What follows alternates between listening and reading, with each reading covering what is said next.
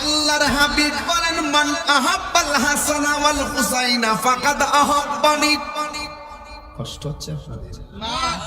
রাত্র বেশি তো তাই ওয়াজ বিকে গেলাম না। আমি ফাঁকি ঝুঁকি ওয়াজ পছন্দ করি না, আমি ডাইরেক্ট বলতে পছন্দ করি। তাহিরিকে নতুন করে বৈরব সিনাইবার কিছু নাই। আজকে সমাজের দুঃখ লাগে, কষ্ট লাগে, একটা কথা কইতে হয়। অনেক লোকে আপনার এলাকাত ক্যানভাস করে তাহিরি পাক পান্ডাতনের বিরুদ্ধে।